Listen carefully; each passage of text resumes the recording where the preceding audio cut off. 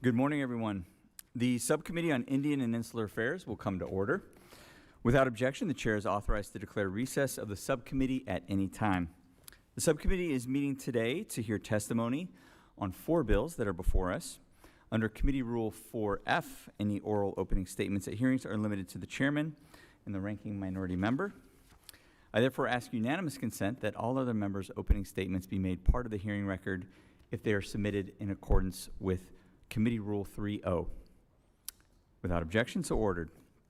I ask unanimous consent that the gentleman from California, Mr. Issa, and the gentleman from Hawaii, Mr. Case, be allowed to sit and participate in today's hearing. Without objection, so ordered. I will now recognize myself for an opening statement. Good morning, everyone, and welcome to the Subcommittee on Indian and Insular Affairs.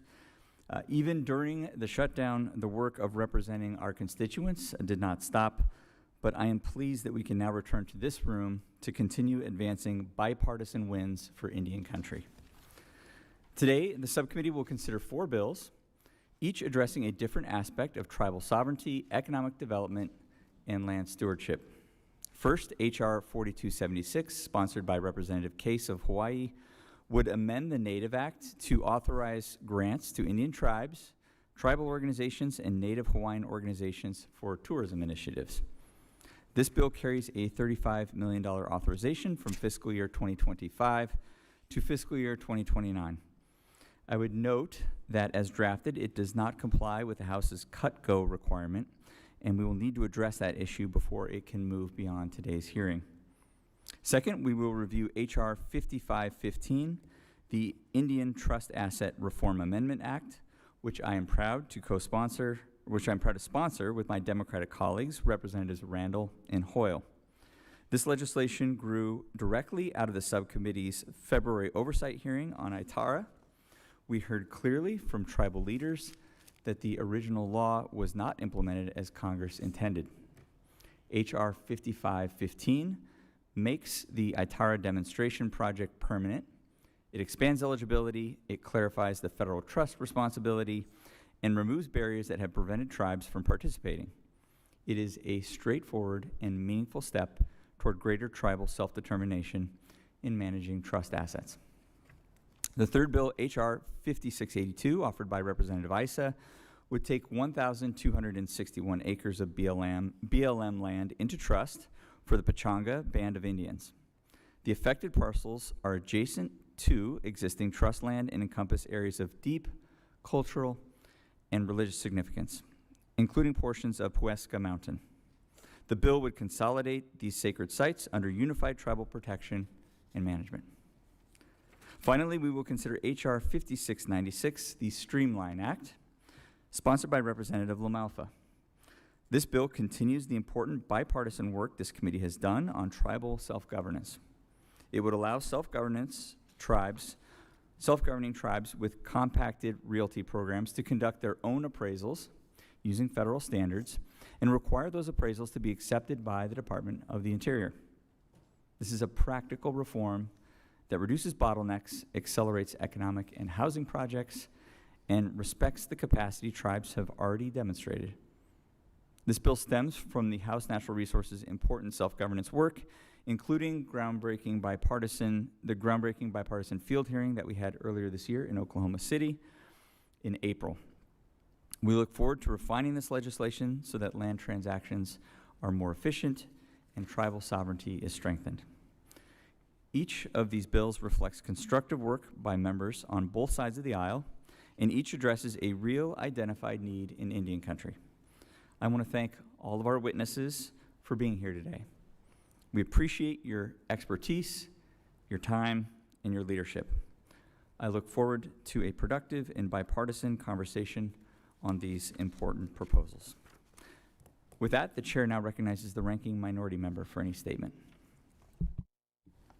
Thank you, Chairman. It is indeed good to be back in this committee room so that we can do everything we can to assist tribes in your work, because it is really your work that we are here to support, because it is your work that is aimed at protecting sacred sites, that's aimed at developing tribal lands and economic development and implementing tribal sovereignty.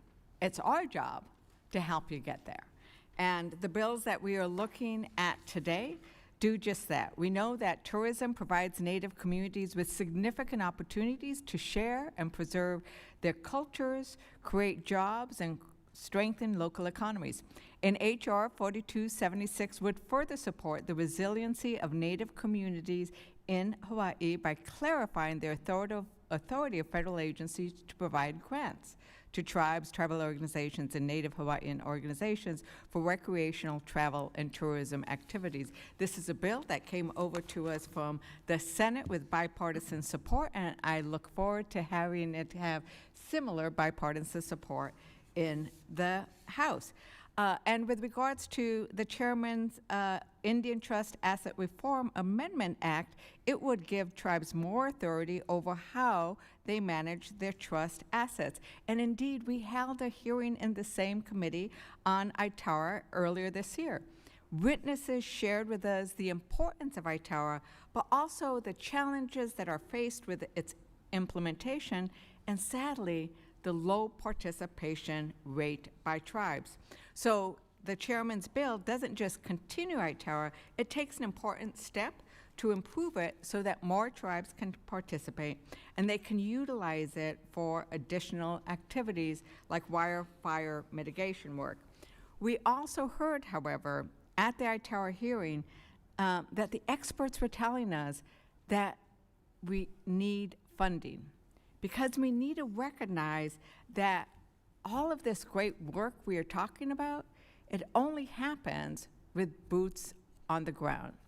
And to get boots on the ground, you actually have to pay staff to show up, whether it is at their desk or out in the community. And sadly, we have seen the Trump administration slash budgets for tribes and tribal activity, and I am very pleased at the manner in which Congress has responded by restoring that funding in our proposed appropriations. So I'm looking forward to making sure that even as we pass this bill, that we work together to get the appropriations to support it so that we can have that personnel. The HR 5682 would take in approximately 1,261 acres of land into trust in Riverside County, California, and managed by the BLM for the benefit of the Pechanga Band of Indians. This area being taken into trust for the Pechanga Band of Indians allows you to steward your lands within your ancestral territory. We know, because you have shared with us, how deeply connected these lands are to your history, to your story, and they should be in your hands and management. And I look forward to hearing from you about that legislation. And finally, we have HR 5696 from Representative Lamalfa. We do need to improve the process of taking land into trust, and improving the appraisal process is key. Listen, before I was in Congress, I hand-delivered a land into trust application for Taos Pueblo to the BIA. It took way too many years for that to move forward. The appraisal process was one of it. It ended up costing a lot of money, a lot of lost opportunity, because prices increase, costs increase while we are waiting for the BIA to do its job. But we also know that this is a complex area and that we need to make sure we get implementation right. I love the intent of this bill, look forward to working with the advocacy organizations, with the organizations who are on the ground, who understand how to get this done, as well as the sponsor, to make sure that we can work on the bill to carry out its intent. And so with that, I look forward to hearing your testimony, and I yield back, Mr. Chair. Thank you, Ranking Member Ledger-Fernandez. The chair now recognizes the ranking member of the House Committee on Natural Resources, Mr. Huffman, for any statement. Mr. Huffman. Thank you, Mr. Chairman. Before I begin, I have a unanimous consent request. Yes, sir. I'd like to enter into the record this article from The Guardian. It is entitled, Trump's anti-climate agenda could result in 1.3 million more deaths globally, according to a new analysis. This is about the rollback of emissions and clean energy standards and the finding that adding billions of tons of carbon pollution to the atmosphere is going to lead to 1.3 million additional temperature-related deaths. This will fall predominantly on low-income communities, tribes, outdoor workers, and other folks who are bearing the brunt of the very real climate crisis. Without objection. Thank you, Mr. Chairman. This is a good agenda, and it is great to be back before the subcommittee. I am pleased that this range of bills represents the breadth of issues that we cover in this work. And the first one from my friend Mr. Case from Hawaii, H.R. 4276, would amend the Native American Tourism and Improving Visitor Experience Act. Let me just say that it is good to have Representative Case, who's been a champion for Native Hawaiians during his tenure with the committee, joining us here at the subcommittee. In 2016, Congress enacted the Native Act to support tribes, tribal organizations, and Native Hawaiian organizations in developing and implementing tourism in their communities using grants and loans and technical assistance. This committee often hears about the importance of recreation and tourism in sustaining rural economies. The Native Act was designed to support Native communities in job creation and economic development while sharing their cultures, languages, and foods in a way that they see fit. Unfortunately, the original legislation did not clearly authorize the BIA and the Office of Native Hawaiian Relations to issue these grants, and that led to implementation challenges. So this bill would amend the Act to ensure that it can be carried out as Congress intended. I hope my colleagues will recognize the need for this legislation and the importance of tourism in Native communities so that we can work together to advance this important bill and further support Native communities in enhancing infrastructure development, expanding tourism capacity, and supporting innovative projects that enhance visitors' experience. In 2016, we also enacted the Indian Trust Asset Reform Act, or ATARA, to strengthen tribal self-governance by providing greater tribal authority over the management of their trust assets. But as we heard at the oversight hearing, and the ranking member talked about this, tribes have faced barriers in accessing and participating in demonstration projects for trust management under this law. H.R. 5515 would amend ATARA to permanently reauthorize the use of demonstration projects while removing administrative barriers. I look forward to continuing the discussion on ATARA and hearing more from our witnesses today. And then H.R. 5696, directing the Interior Secretary to revise the federal land acquisition regulations for tribal appraisals, from Mr. LaMalfa. This, as the ranking member said, is well-intended legislation, so I look forward to the conversation today. Lastly, we have H.R. 5682, which would take approximately 1,261 acres for the Pechanga Band of Indians in Riverside, California, in trust. And I am looking forward to this discussion. Appreciate the chairman being here and learning more about the land's history and what this transfer entails, what it would mean for the tribe. So thank you, Mr. Chairman. I yield back. Thank you, Mr. Uffman. Now I will recognize Mr. LaMalfa for 5 minutes to speak on his legislation. Mr. LaMalfa. Thank you, Mr. Chairman and committee members. Appreciate the opportunity. We're very glad to bring forward H.R. 5696, the Streamline Act, and I got to commend my staff too for coming up with the acronym for Streamline, that all the letters fit that 10-letter word, for Strengthening Tribal Real Estate Authority and Modernizing Land for Indigenous Nation Expansion Act. It's good stuff. So, but the content is even better. So, this idea came out of the April field hearing in Oklahoma, and as was outlined there, as well as we'll hear in testimony today, the current process for tribal land acquisitions is slow and cumbersome and unnecessarily so. So you have, with federal resources and staff appraisals, they're spread out over huge areas and not responsive on a good timeline. Federal appraisals for land transfers thus are lagging behind, and the 2024 GAO report found that BIA's current multi-layered process for reviewing and approving real estate transactions is rigorous and often time-intensive, which is actually kind of an optimistic way of saying way behind. We want these appraisals to be done properly and in accordance with the law, in line with the Secretary's fiduciary duty and public benefit, while also happening on a reasonable timeline for tribes. The bill does that and would accelerate tribal land acquisitions by allowing tribes with self-governance and realty compacts to perform and certify their own appraisals for on-reservation or contiguous land purchases.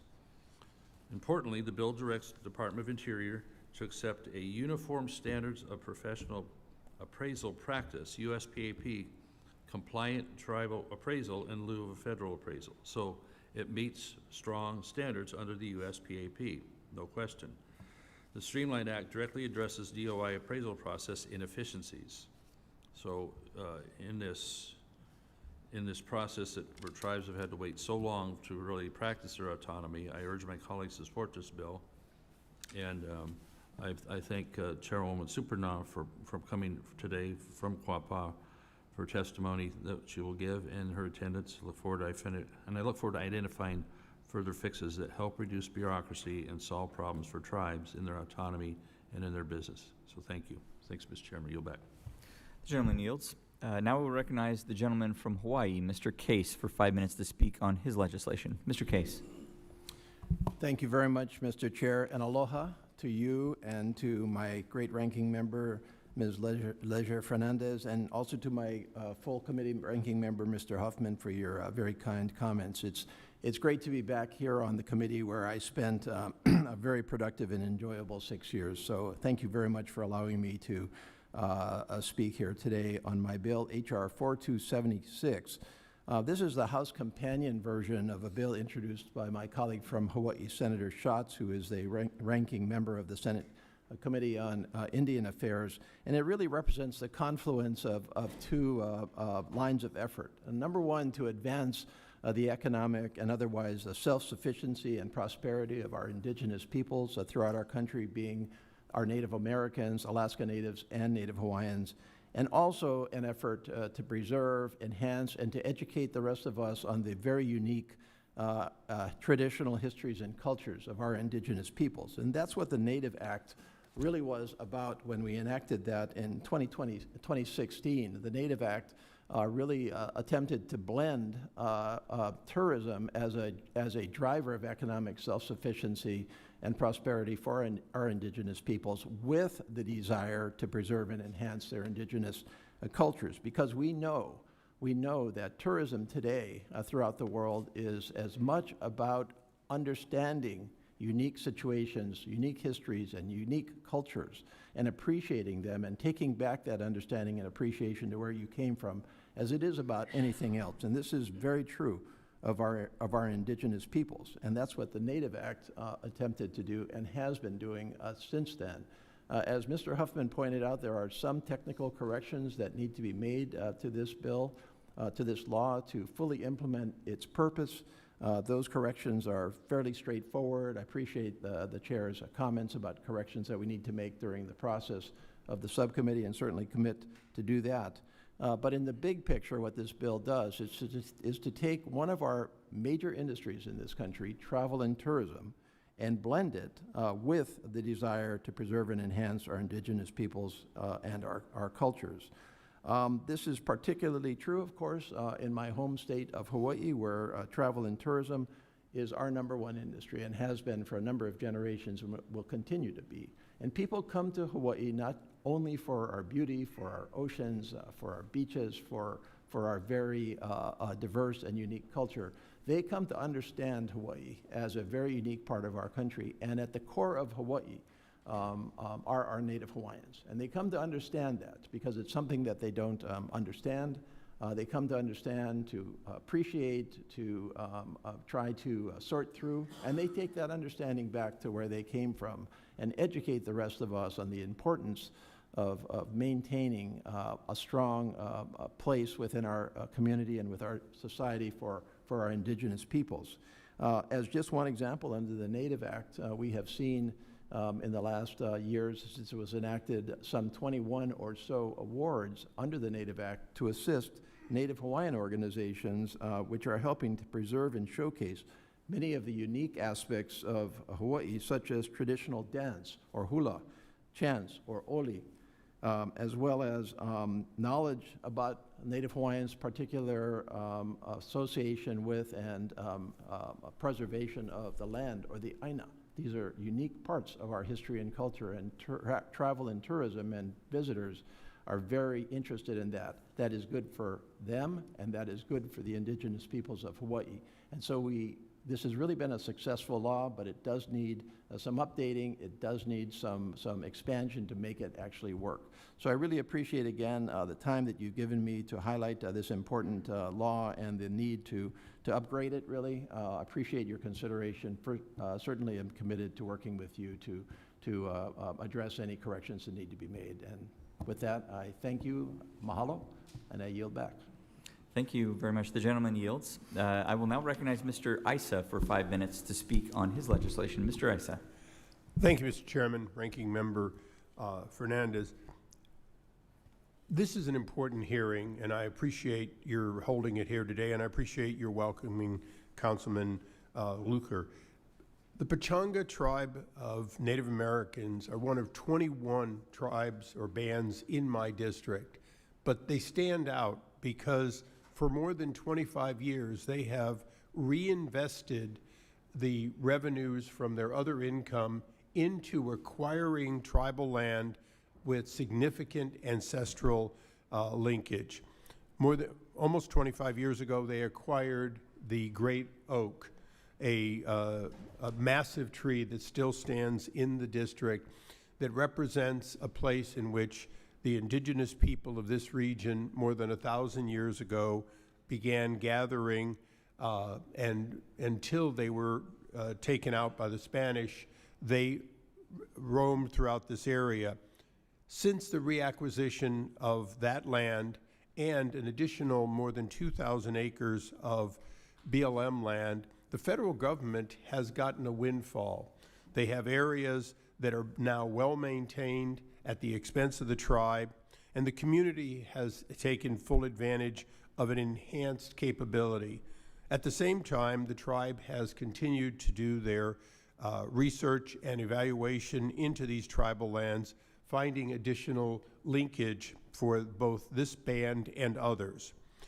H.R. 5682 seeks to bring an additional 1,200 acres of BLM land that currently actually costs the federal government. This is BLM land that is not being used for grazing or any other economic purpose, and in fact, the tribe is taking on the responsibility of maintaining it, where BLM not only has the responsibility, but has not been meeting the responsibility. And I want to make that point very clear. We have a track record for Pechanga of their taking land and doing a better job at their own expense than we, the federal government, were willing to or able to do. This mountain, though, as it is being put back together in tribal land, does have centuries of history for the tribe, much of which has been documented. But as a result of this going back into trust, more will be documented. The reality is this is a tribe that spans 2 counties now, that has the support of both of the counties and the adjacent cities, and in fact has been one of the best members of the community to include, and I want to particularly thank council member who's here. At their own expense, they built one of the finest fire departments anywhere in the area. And for this additional land, in addition to their existing tribal land, they represent a first responder not only on tribal land, but in all the adjacent communities. In Fallbrook and other areas, we desperately depend on what the tribe has been willing to and able to do at their own expense. So in past, we've had a pretty straightforward transfer. I expect that we will probably have the same in the Senate. But I did want to thank the committee, because this has been the forward-leaning committee to recognize that uniquely the Native American people of California under the Spaniards lost all of their land. And not until Ulysses S. Grant did they begin getting back their land. And so our tribes are different than some others, where They have vast history, but they're having to reacquire it. And this is particularly true of Pechanga and Aguaquaniente and other regional tribes in Southern California. So I want to thank you for your holding the hearing so that hopefully we can move this bill in this Congress and return this land to a better keeper for it. And with that, I yield back. The gentleman yields. With that, it's my pleasure to now introduce our witnesses. The first is the Honorable Weena Supernaw, Chair of the Quapaw Nation in Quapaw, Oklahoma. Chair Supernaw, it's nice to see you again. The next is Councilman Mark Luker of the Council of the Pechanga Band of Indians in Temecula, California, and Mr. Luker is actually and the Pechanga Band of Indians is in Congressman Isa's district in California. And last but certainly not least is Mr. Tim Vredenberg, Director of Forest Management with the Cow Creek Band of Umpqua Tribe of Indians in Roseburg, Oregon. Welcome to each of you. Thank you for being here with us today. Let me remind each of you that under committee rules, you are to limit your oral statements to 5 minutes, but your entire statement will appear in our hearing record. To begin your testimony, you guys know the drill, but just to make sure we're on the same page here, please press the talk button on the microphone. We use timing lights. When you begin, the light will turn green. That means go. When you have 1 minute left, the light turns yellow. And when the light turns red at the end of 5 minutes, I would ask that you please wrap up your statement as quickly as possible. I will also allow all witnesses on the panel to testify before member questioning begins. And with that, the chair now recognizes Chair Supernaw for 5 minutes. Chair Supernaw. Hawaii, Chairman and members of the committee, thank you for the opportunity to testify on behalf of the Quapaw Nation. I'm honored to appear in support of H.R. 5696, the Streamline Act. 50 years ago, President Nixon urged Congress to end the paternalism that shaped federal-tribal relations. Congress responded with the Indian Self-Determination and Education Assistance Act of 1975, allowing tribes to take control of programs historically run by the Bureau of Indian Affairs and the Indian Health Service. That vote of trust fundamentally reshaped the federal-tribal relationship. Today, the Quapaw Nation exercises self-governance over 21 BIA functions, virtually every program for which we are eligible. For us, self-governance is economic development. Every contract, audit, and report builds technical skills among our citizens, and every program we operate becomes an expression of sovereignty. As I previously shared with this committee, when we entered self-governance, we stopped being dependent upon the federal government and instead became a partner to the United States. Our mindset changed from what will Washington do for us next to what can we do to help our people next. That shift underlies our success in commercial enterprises, environmental cleanup capacity, and our growing professional workforce. Yet that original vision remains unfinished. Federal bottlenecks still slow tribal progress. For the Quapaw Nation, land and natural resource transactions remain a major obstacle. Even when tribes compact realty and land management programs under Title IV of ISDEA, the Department of Interior still requires many transactions to secure an appraisal approved by the Appraisal and Valuation Services Office, the AVSO. That means a tribe cannot complete an independent valuation of its own reservation land without either a BIA appraisal or a BIA-approved third-party appraiser. In eastern Oklahoma, where only one BIA-approved appraiser is available, our projects have sat idle for months awaiting an analysis we could have completed in 24 hours. That is not a trust safeguard.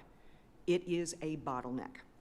It delays investment, agriculture leasing, home building, and environmental restoration across Indian country. We are grateful that Congressman LaMalfa recognized this problem and worked with our tribe to build on the Self-Determination Act by giving tribes the ability to advance our own priorities. For nearly a generation, the Quapaw Nation has taken responsibility for our land. When we assumed self-governance, we compacted our realty and trust services, allowing us to manage land efficiently and transparently. The Streamline Act can significantly enhance this capacity. Tribes with compacted realty programs have demonstrated that we can apply federal standards with professionalism. What we need now is legal recognition so we can act without long delays created by limited federal staff. H.R. 5696 confirms what experience shows. When tribes manage their own realty functions, the United States fulfills its trust responsibility more effectively. The bill directs the Secretary to accept a tribal valuation conducted under uniform standards of professional appraisal practice or equivalent standards in place of a federal appraisal when a tribe has shown capacity. For the Quapaw Nation, time is opportunity. Every delay in a lease, a right-of-way, or exchange represents lost revenue, a missed construction season, or an investor who simply moves on. By trusting tribes to perform their own valuations, Congress will shorten project timelines, reduce AVSO's workload, and encourage more tribes to compact realty functions. These reforms require no new bureaucracy and will accelerate economic activity in Indian country. Thank you again for the opportunity to testify. We look forward to working with you on the legislation and other priorities for the Quapaw Nation, including H.R. 1451, the Quapaw Tribal Settlement Act of 2025, legislation that compensates the nation and its people for the contributions of lead and zinc extracted from our lands, which proved critical to the Allies' success in both World War I and II. However, the extraction of these minerals in our commitment to restore and reclaim these areas, and we urge the United States government to fulfill its obligations to support this long overdue cleanup effort with the passage of H.R. 1451. Ganagay. Thank you very much, Chairwoman Supernaw, for your testimony. The chair would now like to recognize Councilman Mark Luker for 5 minutes. Councilman Luker.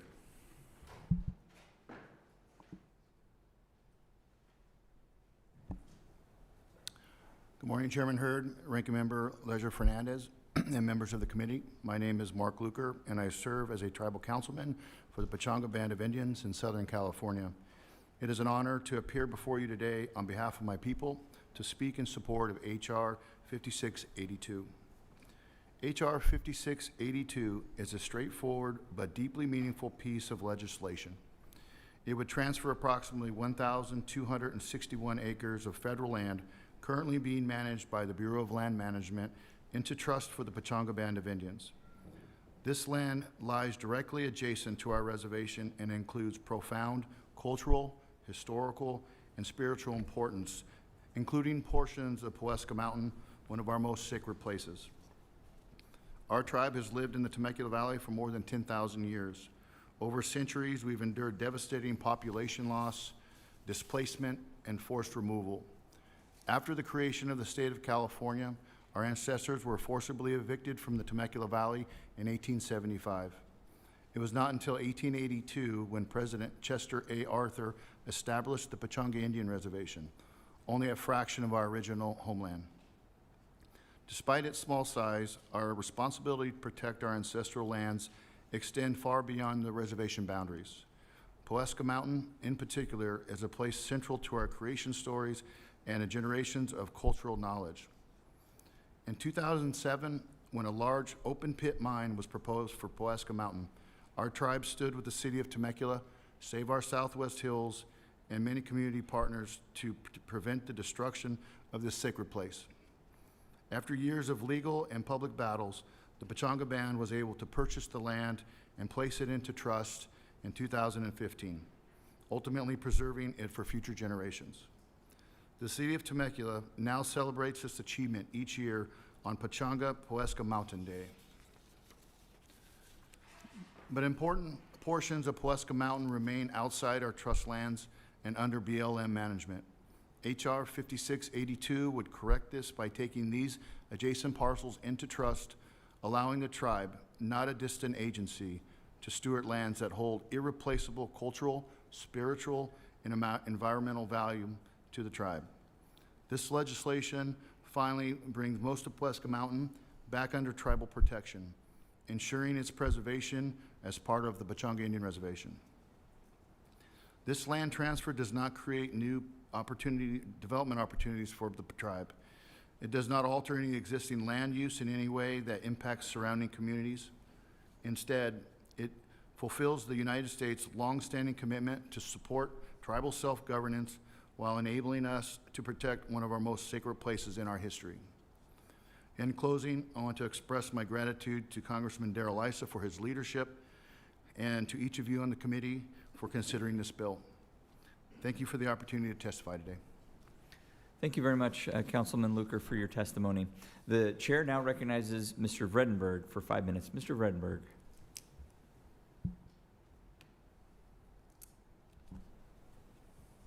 Good morning, Chairman Hurd, Ranking Member Ledger Fernandez, members of the subcommittee.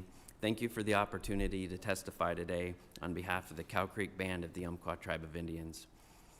We appreciate the committee's leadership in advancing tribal priorities like forest restoration, wildfire resilience, and self-determination. I traveled here today from Southwest Oregon because we are in strong support of H.R. 5515, the Indian Trust Asset Reform Amendment Act. Congress enacted the Indian Trust Asset Reform Act, ITARA, in 2016.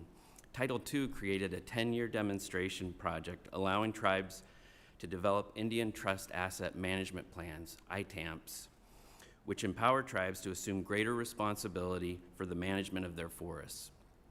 To date, only 3 ITAMPs have been approved nationwide, not because the tool doesn't work, but because tribes simply don't know that it exists or where to start. Commissioned by Congress, the 4th Indian Forest Management Assessment Team, IFMAT-4, on which I served as a technical specialist, found that roughly 80% of tribal trust forest acres are already managed under 638 self-governance agreements. ITARA is the next logical step. It allows tribes to fully manage trust assets while meeting all of the environmental laws and maintaining federal standards. The IFMAT-4 team visited more than 40 tribal forestry programs, and no two are the same. Tribes best understand their own unique needs and are the most qualified to make those decisions. The Cow Creek Umpqua tribe was one of the first tribes in the nation to implement ITARA and the first to approve a forest management activity under the ITARA authority. Since then, we have consistently met or exceeded our goals, and the results are real. We built miles of fuel breaks, protecting tribal lands and neighboring Forest Service lands. These projects have reduced wildfire risk and improved the safety of our citizens and our neighbors. Fish have returned to streams where they have not been seen in over a decade. We can prepare and implement projects in months instead of years. Costs are down and efficiencies are up. And the ability to quickly respond to market conditions, as a result, tribal revenues have grown, expanding our capacity to fund critical services. Our wildfire response has dramatically improved. Following catastrophic wildfire, instead of waiting until the damage has become intensely severe, we can now begin rehabilitation and restoration work immediately. These are not theoretical outcomes. They represent real benefits to the land and the community. The trust responsibility must always be honored. What ITARA changes is how the trust responsibility is carried out. It changes the trust relationship from one of dominance and control to one of support, placing more decision-making in the hands of tribes who are better equipped to balance the cultural, ecological, and economic values of their own communities. This legislation addresses the issues identified by the IFMAT-4 report. It would make ITARA permanent, reduce unnecessary barriers, clarify what trust assets can be included, and allow tribes to adopt forest management plans. Congress must act quickly. If ITARA expires in 2026, the hard-earned progress that tribes have made toward meaningful self-determination will be put at risk. In closing, ITARA is working. It's a powerful tool for self-determination and effective stewardship. The Cow Creek Umpqua tribe is living proof of what's possible when a tribe is trusted to manage their own land. Speaking for the Cow Creek Umpqua tribe, it's no longer appropriate for decisions to be made about our forests by people that have never walked on our lands. The tribe knows their land. The tribe knows their community. The best decisions to benefit the land and the community are being made locally today by the tribe, and it's for the future. We have a short window. If Congress does not act quickly, this historic step forward will expire. Please move with the most haste. Thank you. Thank you very much, Mr. Redenberg, for that testimony. The chair will now be recognizing members for 5 minutes for questions, and I will begin by recognizing the chair of the House Committee on Natural Resources, the gentleman from Arkansas, Mr. Westerman, for 5 minutes. Mr. Westerman. Thank you, Chairman Hurd, and thank you to the witnesses for being here today to talk about one of my favorite subjects and your expertise in that area. Mr. Vredenberg, I know that you mentioned the role of ITARA and how the role that it's played in the Cow Creek Band's wildfire preparation. Could you speak further about the reduction of wildfire risks seen through ITARA's work? Certainly. ITARA allows us to respond more effectively, more quickly. Time is of the essence in the West. Over half of our national forests around us have burned. We don't have the luxury of time or long delays. For a forest management activity to occur on tribal trust land, there are over a dozen federal decisions required. ITARA allows us to streamline that and make those decisions locally where we're most familiar with the land. Yeah. And so it allows you to respond more quickly. How would you judge the results of where you've been able to do management under ITARA compared to areas that maybe adjacent areas or areas in the region that haven't been managed? Prior to ITARA, we had the unfortunate experience of suffering the Milepost 97 fire. It took almost a year to be able to restore, rehabilitate those lands. It cost the tribe millions of dollars. After ITARA, we had a fire in the same place, and usually, as you know, Chairman, those reburns expand the burn area and it grows. Because of the work we were able to do under ITARA and the pre-fire treatment, the second burn was only a few hundred acres with minimal damage. Good. Mr. Luker, the isolated parcels owned by the BLM are adjacent to or near land owned by the Pechanga tribe. How well is this land currently taken care of by the BLM, and how would that change if taken into trust for the tribe? Yes, the BLM is doing the best they can with the resources they have. We are excited if having the opportunity to get our cultural resources department, our environmental department, and our fire department up there to take a look. It's very rugged land, rock landscape, difficult to traverse. So we have other parcels that we've taken into trust over the years that we've been able to do surveys, habitat surveys, and it's created a great buffer for us for fire prevention as well. So you mentioned the BLM's doing the best they can, but would you say that when the Pechanga start managing and doing those wildlife surveys and the other things they have expertise in, does the landscape get better when that happens? It sure has over the years. On our behalf, we've been able to do great surveys, identify cultural resources, which are important. If there is a fire, we can direct fire departments to stay away or keep bulldozers away from significant sites. So that's made a huge difference in areas that we've had under our jurisdiction.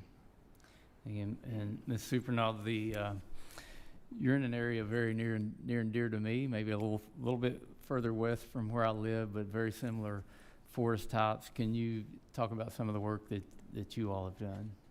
Is this regarding the appraisals? Right, and any kind of work, you've done some work with Ouachita Forest as well, haven't you? Exactly. So, yes, we have our resource management department that does an excellent job in covering both realty and land services, our environmental department, as well as we're most proud of our Quapaw Services Authority, which is the entity that works under the funding of the EPA as well as the Oklahoma Department of Environmental Quality for purposes of remediating the Tar Creek Superfund site. So we're very pleased with the capabilities that they have developed over the course of the last 2 decades. Thank you, and I don't think I have time to ask another question, Mr. Chair. I yield back. The gentleman yields his time. At this point, the chair will recognize the ranking member of the subcommittee, the gentlewoman from New Mexico, Ms. Ledger Fernandez. Ranking member Ledger Fernandez. Thank you so very much, and thank you very much for having this conversation about the great work that you were able to do at Cow Creek with regards to managing your own forests. It's nice to hear this good news, right? In fact, that each of you bring about the work that you're doing on your tribe. Mr. Chairman, I'd like to enter into the record the article, unanimous consent, the article Wildfire Mitigation in New Mexico down 53% since Trump took office. Without objection. So, and this article states that analysis of U.S. Forest Service data shows that wildfire mitigation efforts in New Mexico, including prescribed burns and other hazardous fuel treatments, are down by 53% since President Donald Trump took office. When compared to yearly averages over the Biden administration, the data shows that the U.S. Forest Service is significantly behind on wildfire mitigation in the country's national forests. It shows that in 2023, under Biden, there was 203,000 acres addressed, whereas in 225, that number dropped to just 68,000. And I think that what I'm going to hear from you is, or what I'd like you to address, is how does that compare to what you've been able to do on tribal lands when you're in control? Like, have you seen this kind of drop of 53% in the last year, or have you been able, because you've been in control, to continue the work as you see is necessary? Sure. Thank you for the question. The IFMAT 4 report and the previous 3 IFMATs identified that tribes were able to do more, accomplish more with less. That's the exciting thing about HR 5515 is that it further streamlines and lowers the cost and increases the efficiency and effectiveness of our ability to manage those lands, so we can do more with less. Right, and it sounds like you're then also able to continue the work even as there might be ups and downs at the federal level, because you're able to prioritize the kind of work that you need to do year after year. Is that correct? Yes, and that's the power of self-determination. Exactly. And moving to self-determination, thank you so much, Chairwoman, for raising the great work that you all have done. Now, as I said earlier, I do believe that this bill is exactly the way where we need to head to give tribes the ability to move this process forward. I noted that the bill requires that there already be a compact for appraisals. Now, since that's not authorized yet, I take it you don't yet have appraisal authority in your agreement with the federal government. Is that? Thank you for the question. Yes, that is correct. However, we have found some pretty innovative ways to, in essence, avoid and still obtain fair market pricing. So in some cases, especially for agricultural leases, we'll actually conduct an open bidding process. Unfortunately, sometimes the BIA's direct observation prohibits multiple bids. Therefore, you don't necessarily get a fair market price for, in this particular example, an agricultural lease. So the BIA will acknowledge those, but we have to ensure that it's fair market value to protect the leasees so that they are fairly compensated for the activities being conducted on their land. Right, and that's what I like about this legislation is it's recognizing that tribes really are going to make sure, because it's in your interest and for your tribal members' interest to make sure it is fair market. But I think we need to look and make sure that it is available to all tribes. Not every tribe would have compacted these areas, but many tribes actually have the need for these appraisals and have the ability and the need to take land into trust. And so that's why we look forward to working on the bill, and I would take it that you won't have any objection to making sure all tribes would be able to take advantage of this appraisal process. Absolutely. I actually believe that the bill will encourage additional tribes that don't already compact for trust and land management purposes to do so, because it provides an additional incentive, for them to exercise self-determination on their own land. Great, thank you. And Council Member, your testimony about that the gravel pit would have created a hole in the land and in a sense in your own story was so moving. And I think that is an example of why we need to move quickly on these land and trust. I don't know, I think I've run out of time. If you wanted to provide any other sense of the I've run out of time, aren't I? Anyway, thank you very much. Thank you very much. The testimony was very powerful about the importance of this land and how you must protect it. And with that, Mr. Chair, I yield back. The gentleman's time has expired. At this time, the chair would like to recognize the gentleman from California, Mr. LaMalfa, for 5 minutes. Mr. LaMalfa. Thank you, Mr. Chairman, once again. And again, panelists, for your testimony and for your time and travel to be here, of course.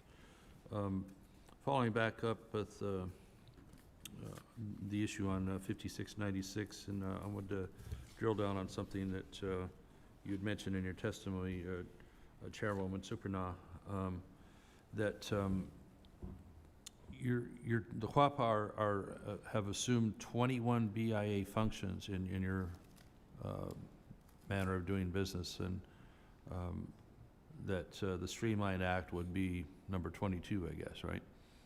Correct. So, what do you believe the holdup is on why this function hasn't already been approved for tribes, with being able to appraise, especially their own land, the land they've had much history on, for example? Thank you for the question.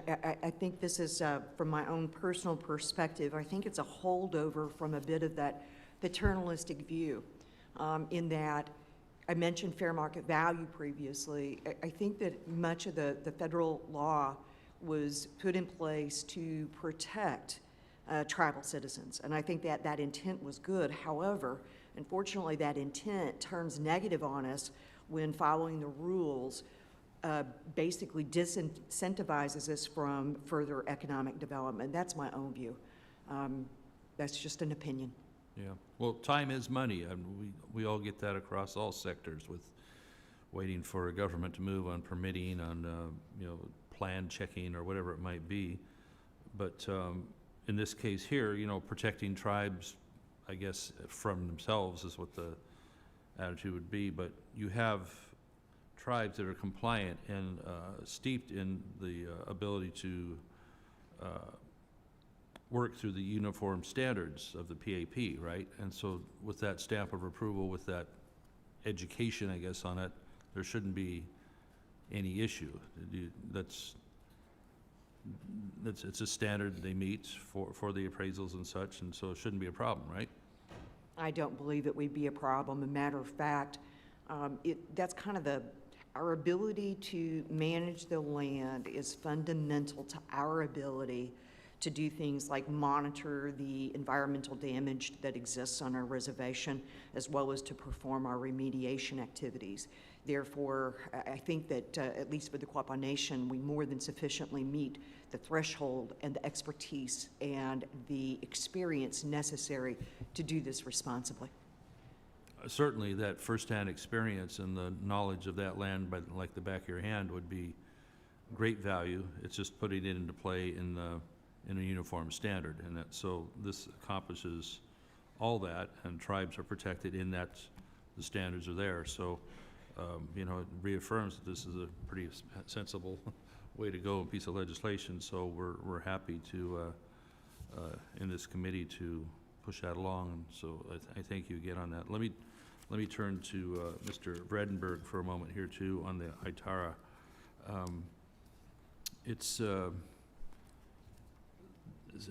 Since it's come into place in 2016, in order to, you know, reaffirm the government's trust responsibilities, you note that only 3 of the management plans have actually been put in place in that 9 years. And so what do you think is the holdup on, is it accessibility to it? Is tribes not maybe aware enough of the tool, and how do we improve upon that? I think it's a combination of everything you mentioned. I think that an element too is the nature of the demonstration project created uncertainty. It's an undertaking. For who? For uncertainty for who? For the tribes that would be preparing an Indian Trust Asset Management Plan. So by making that permanent, I think we'll see many more tribes participate with the confidence that it's a permanent program. So the concern that there was expiration of ITARA in 10 years, or, you know, in whenever they resume or pick that up before 2026, that it may expire and then they're left holding the bag with an ITAMP that is no longer valid or renewable. Yes, Is sir. it that? Okay, all right. Well, hopefully we have success in this round of legislation. I appreciate Chairman Hurd for taking that up, so I'll yield back. Thank you. The gentleman yields. At this time, the chair recognizes the gentlewoman from Washington, Ms. Randall, for 5 minutes. Ms. Randall. Thank you, Chairman Hurd, for holding this important hearing and being dedicated to doing this work. I also want to thank our witnesses for being here today. Mr. Chairman, your partnership on the ITARA Amendment Act has been incredible, and as folks know, ITARA was enacted in 2016 with the goal of empowering tribes to have more authority to manage their own trust assets.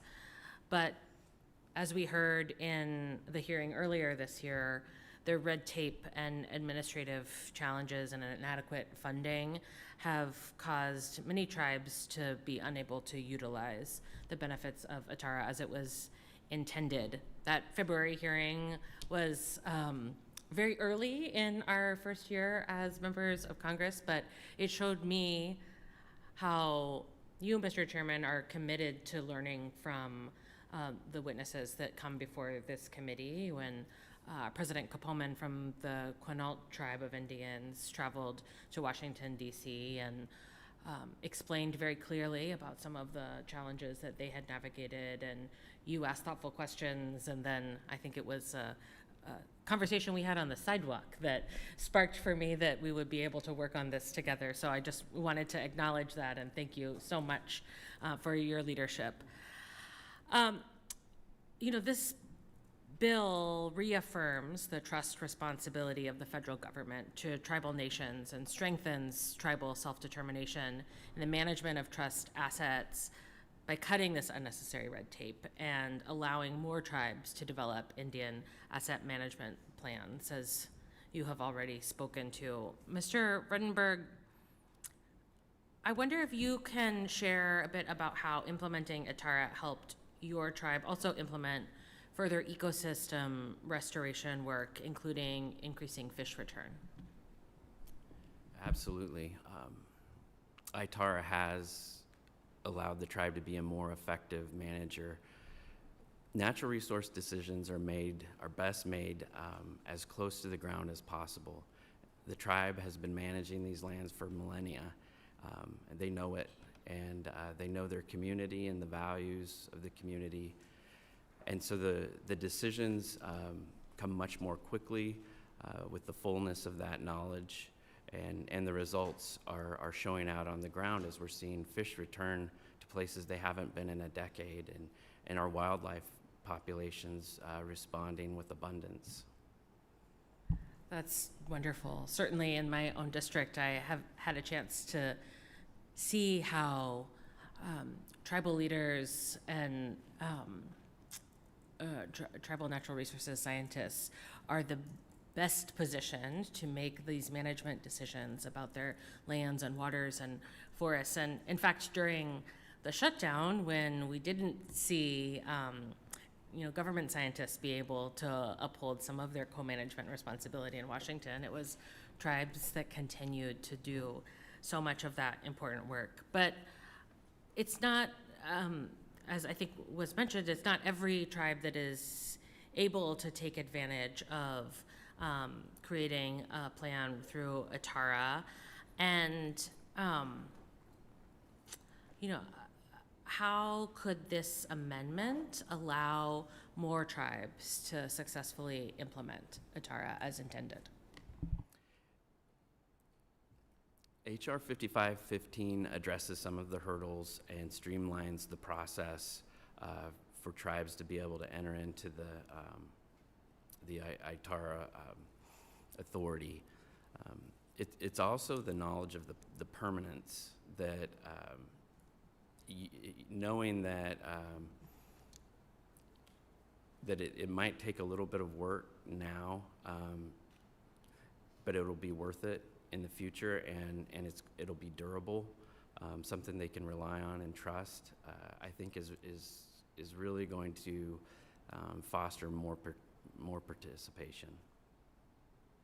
Wonderful. Thank you so much, Mr. Vredenberg, and thank you to our other witnesses. And Mr. Chairman, I yield back.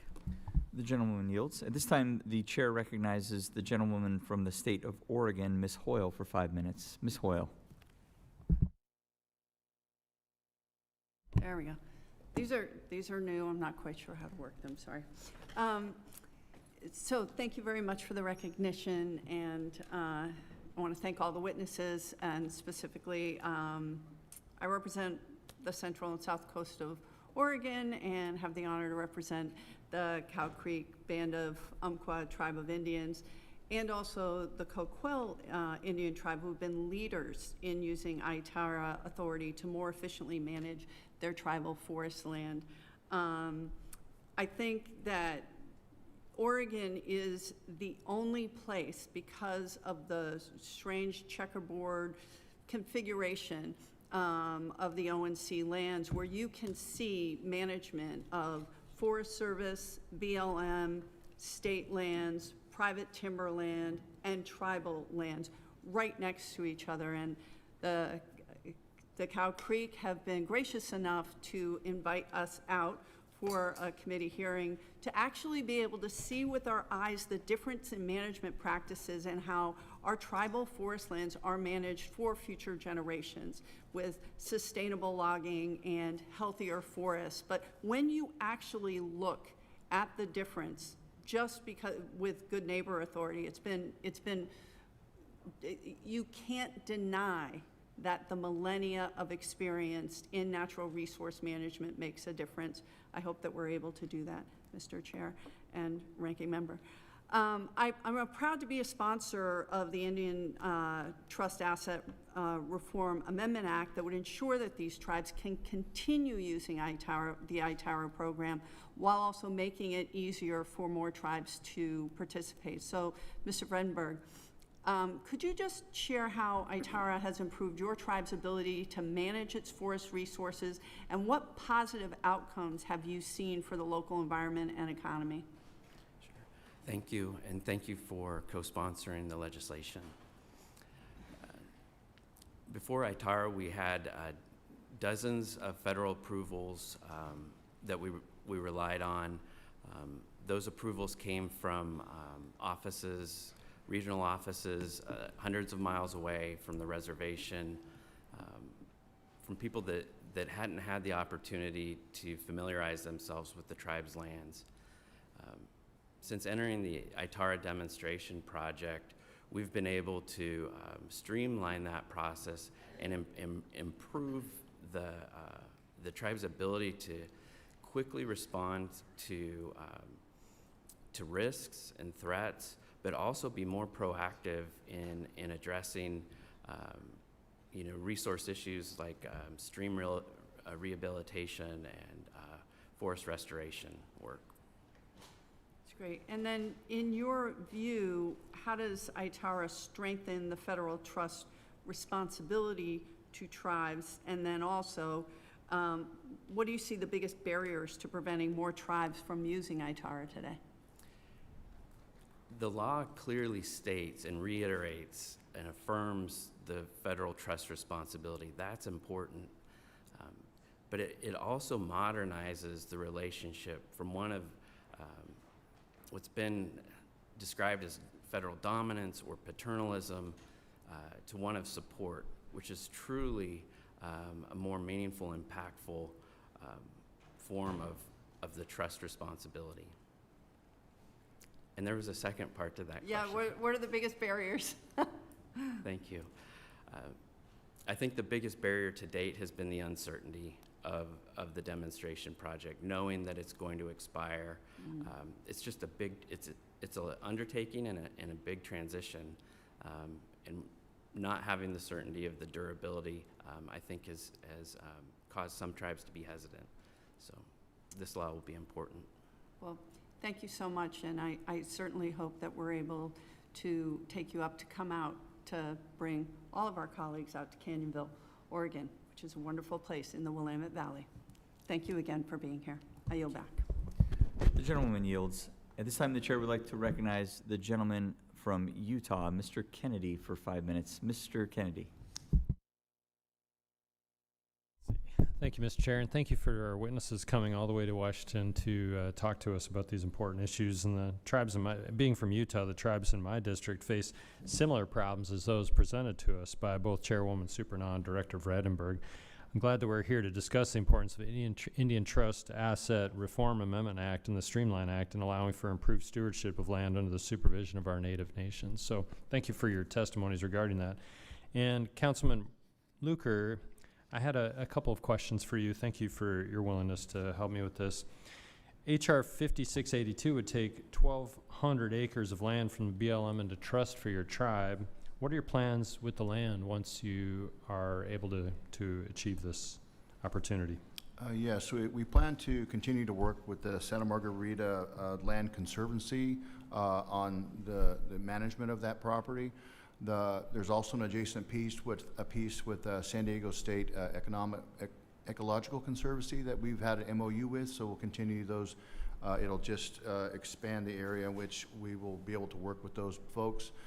We will have our cultural resources folks up there looking and seeing what resources are there. Our environmental team will be up there evaluating what is there so we can identify it with GIS markers and map it properly, which to my knowledge, has not been mapped, any of that by the BLM, Bureau of Land Management. But basically, it's going to be left in place. There's not going to be any development on it. There's not going to be no change of status. It's just going to be open space. So as far as development of the land and using the resources, you don't foresee any opportunities to, for example, harvest timber or do any sort of subsurface mining, for example, in a respectful way? Yeah, so likely no mining, and there won't be any mining. As part of my testimony was that mountain is a very sacred place to our folks. Yeah. And at the base of that mountain is where we believe we call it Ekfatemeku, which is like a Garden of Eden where life was first created. So we plan to keep that as pristine as possible. It's a very rugged landscape, boulders, granite boulders, and rough terrain. And I don't see any development occurring on that. Well, I'm excited about the sacredness of the land and the opportunity that you have after many years of not having access to that you can have this opportunity to treat it as it should be treated. So bringing the land into trust for your tribe, what sort of benefits on any level will your tribe see as a result of this law that we're moving forward? Yeah, so I think tribes in general are very private about their culture, have been for decades, centuries, and we haven't really been sharing how important that meant to us. The creation, the birth of the first human, we believe, was there, our first leader, and the first death occurred on top of Poesca Mountain. So it means a lot to bring our youth up there, to show them that place, teach them about the traditional knowledge, And we have a large piece of Pawhuska Mountain. It's 356 acres that we currently have in trust, which is adjacent. We take our kids up there. It'd be nice to be able to expand that footprint and show them some of the important places in our culture. So thank you for that. Outside of those 356 acres, how many additional acres do you have that are adjacent to this 1,200 acres that we're pursuing at this point? So Interstate 15 bisects a piece of the Pechanga Reservation that we just got into trust, Temecula Creek in. I believe is another 300 and some acres that are basically across the freeway from that. We're continuing to look for opportunities to acquire BLM in that area just to further preserve that space into perpetuity. So it's just the 356 that are adjacent, and then the 1261 that we would acquire under this bill. Very good, and I compliment the chair and those that are working on this for this significant accomplishment. I'm really happy for you and your people that you can have this opportunity. Mr. Vredenberg, with my remaining moments, I just wanted to ask you, what are the short and long-term benefits of the ITARA's 10-year demonstration program becoming permanent? The short-term benefit is we have plans. We have operational plans that go out multiple years, and it gives us the ability to move forward with confidence that we're going to be able to execute that work. The long term, it provides the security and the confidence for other tribes to enter into the ITARA authority and develop robust organizations that can be effective into the future. Excited for that, and thank you, Mr. Chair, for convening this, and to our witnesses for being here. And with that, I yield back. The gentleman yields back. At this time, the chair would like to recognize the gentleman from Michigan, Mr. Wahlberg, for 5 minutes. Mr. Wahlberg. Thank you, Mr. Chair. And it's a busy morning with multiple committee hearings and catching up from the unnecessary Democrat shutdown for 7 weeks. And I'm glad we're finally able to have you with us. Thank you for taking the time to be with us. I'm glad to be here today discussing these bills that increase the control of tribes and tribal members over their own economic development projects, restore historic tribal homelands, and make permanent ITARA program to reaffirm our trust responsibility while ensuring the tribes can manage their own true assets, trust assets.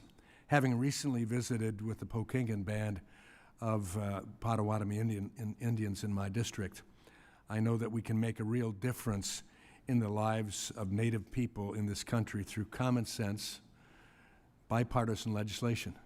That sounds strange, doesn't it? Like some of the bills that we're considering today. Chair Supernaw, it's good to see you again, whether it's coming off an elevator or sitting in front of us. We appreciate your impact. Can you share how the Streamline Act encourages economic development and activity for tribes who have ISDEA compacts? Thank you for the question. I appreciate that. I want to preface this by giving you a couple of examples of what kind of delays we're talking about, and then I can share the impacts because they go hand in hand with one another. So I'll just give you a flavor. So our 6 most recent sale of interest appraisals took extraordinary periods of time. 2 took 5 months, while the other 4 required 8 months. This is just a sale of interest. A sign lease appraisal. Now this is where you've got to appraise the land in order to put a sign up. 2 of them required 7 months, and then actually one of them took 7 months and the other one took 5 months. Ag lease appraisals, a particular sticky point. The 4 most recent ones, 3 took 4 months and 1 took 5 months. So obviously those delays have tangible consequences. Now, we do everything that we can to plan ahead, and some of these appraisals are required when leases are simply renewed. They come up every 10 years, every 5 years, whatever the renewal is. And as a result, they're time sensitive, and those timeframes far exceed appraisal processes for fee simple land.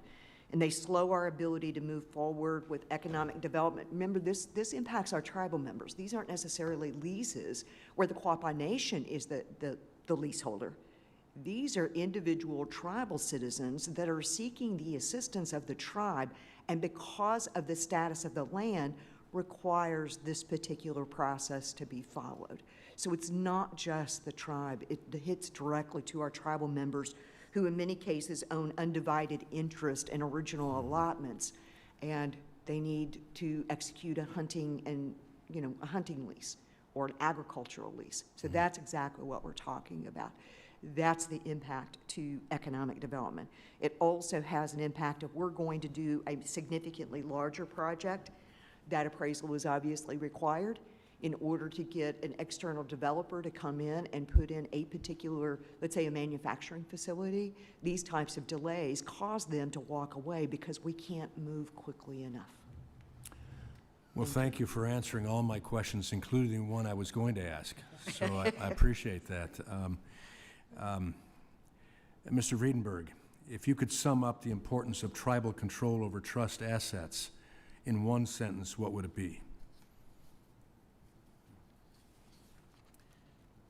I don't usually Or stick two to one sentences. sentence. When tribes are in control of their trust assets, their decisions can align with their values. They can respond to risk more effectively, and their accountability improves as it's directly as they directly face their local tribal members, and it's not slowed by some distant federal process. Okay, thank you. Councilman Luker, your testimony describes the historical and cultural importance of this land to the Pechanga tribe. What would adding this land to the Pechanga Reservation mean for the tribe? Yes, so that piece of the mountain, Pawhuska Mountain, is critical to many of the songs that we sing are traditional songs, and they tell a story about our creation. They tell a story about our death. They tell stories about the meetings that occurred up there that would help people live after our leader that was furnishing us food and whatnot, how they were able to live after he had passed. So to be able to take our children up there and to show them this place and to explain the stories in the place without being disturbed by a granite mine or aggregate trucks, it means a lot to our community.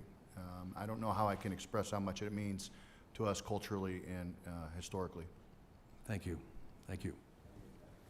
The gentleman yields. At this time, the chair recognizes himself for 5 minutes of questions. Chair Supernaw, you said something that really caught my ear, which is self-governance is economic development. I think that's a profound insight, and that's something that I think all of us on this dais can agree with. You mentioned that the Quapaw Nation has experience with self-governance over 21 separate BIA functions, so I think it's fair to say you understand where the friction points are here. What's the single most serious bottleneck in the appraisal, the current federal appraisal system? Is it scheduling? Is it AVSO review? Is it rework, BIA acceptance? What's the biggest single bottleneck from your perspective? It's really the labor. I have some opinions about how to solve for it, but it's really enough resources on the ground. Remember, the one person in eastern Oklahoma, there are a whole bunch of us out there. There are 9 tribes in Ottawa County alone where the Quapaw Reservation is. So there are a number of Indian nations, tribal nations that are competing for the same precious resource, all of whom have their own economic development goals to achieve simultaneously. So that's the bulk of it, but we can do it differently. We have a wonderful opportunity before us for tribes that can prove proficiency and prove that they can meet the standards to do it on our own and simply provide that to the BIA to stay compliant with federal law. And I'm not necessarily saying that every tribe is in an equal position to do so, but for the ones who are, that's a wonderful opportunity to move forward and do things a little bit differently that reduces the burden on everybody's part. That's a win-win. Thank you. Can you give us some concrete examples of what sorts of projects are being affected by these delays? Is it housing? Is it agricultural leases, business development, environmental cleanup? It's all of the above. It is absolutely all of the above, even when it comes to something pretty straightforward like a right-of-way. And a right-of-way, sometimes, it seems like something simple, but sometimes that's the key to gaining access to a piece of land that's landlocked so that construction can begin. And without being able to get that right-of-way in some period less than 8 to 10 months means whoever you're working with, like I said before, they've already gone on down the road. So, you know, there are a whole multitude of those types of examples. Great, thank you, Chairwoman Supernaw. Councilmember Luker, will there be specific responsibilities or costs that the tribe will assume once the parcel is in trust? Yeah, I mentioned that we'll continue to work with the Santa Margarita River Conservancy with the management of that area there. That corridor, in addition to being culturally significant, is environmentally sensitive because it's a corridor that animals travel from the north to the south. And I can imagine what we've done in other parcels. We'll put up monitoring systems to see how the mountain lions and the bobcats move up and down that piece of that corridor there. I'm sure that piece will be part of the multi-species habitat corridor that we will continue to manage and report to the local parties on that need to see that. Other than it being kind of held in its current status, that's the plan. Great. Thank you, Councilmember. It's good to see you again as well. It is, thank you. I would love to have everybody out to visit and see the beauty of this place. It's very dear to us, but it's a very beautiful place. Sorry to take your time. Thank you, Councilmember. Mr. Redenberg, in your testimony, and maybe if you could sum it up for us, I think a lot of us have been hitting on this same point or the same question. You mentioned several recommendations that the Indian Forest Management Assessment Team report made to improve ITARA. Could you explain to us or just elaborate briefly in summary form how HR 5515 aligns with those recommendations? Yes, and thank you, Chairman. The IFMAT 4 report recommended improved flexibility, increased tribal authority, and addressing federal bottlenecks. HR 5515 does exactly that. IFMAT 4 identified ITARA as a proven model, that it was working, and recommended making it a permanent authority. Great. Thank you. Thank you to all of our witnesses for your valuable testimony, and thank you to my colleagues also for your questions. The members of this committee may have some additional questions for the witnesses, and we would ask that you please respond to those in writing. Under Committee Rule 3, members of the committee must submit any questions to the committee clerk by 5 p.m. on Monday, November 24th, 2025.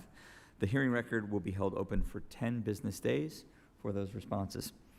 If there is no further business, without objection, the committee stands adjourned. Thank you all.